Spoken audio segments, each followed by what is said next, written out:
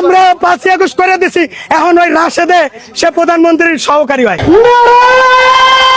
Viral সিদ্দিককে রেখে রাশেদ খানকে প্রধানমন্ত্রী সচিব দেওয়ায় সিদ্দিকের কলিজাটা কিন্তু ফাইটটা যায়। বুকটা ফাটিয়ে যা।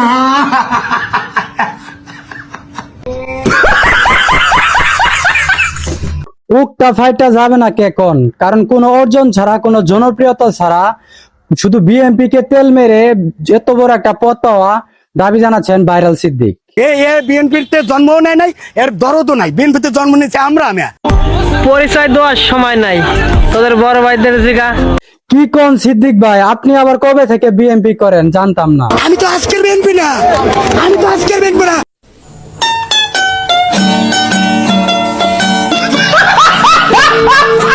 অনেক আগে থেকে বিএনপি করে, কিন্তু মালটা কিন্তু দল থেকে কোনো মূল্যায়ন পাচ্ছে না। এখন ভাইরাল সিদ্দিক নিয়মিত কিন্তু দল থেকে মূল্যায়ন না পাওয়াতে প্রতিদিন কিন্তু মোনাজাত ধরে বিএনপি কে কিন্তু অবশ্যই ভোট দেওয়া দেয়।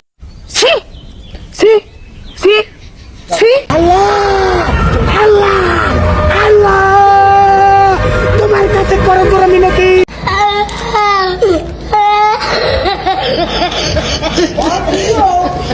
ভোট দেওয়া দিয়ে কোনো লাভ হবে না সিদ্দিক ভাই, তেল থাকলে তেল দেন।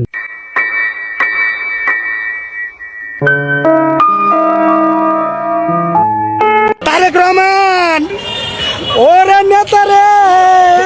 ডুপ্লিকেট। এই মালটা মোনাজাতে দোয়া করলেও দোষ, কারণ বিএনপির নেতারা কিন্তু তাকে ঠাপাচ্ছে। আর কি কারণে ঠাপাচ্ছে? কারণ তাকে দেখে কিন্তু বিএনপির বদনাম হচ্ছে।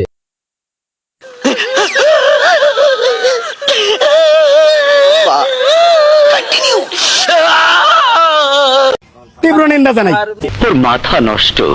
যাই হোক, এই মালটা কিন্তু মাথা নষ্ট। আর ওর কথা বাদই দেন, কারণ সে দল করে খাইছে লস। আমার লাভ লস নেই, আমার লাইফটাই লস।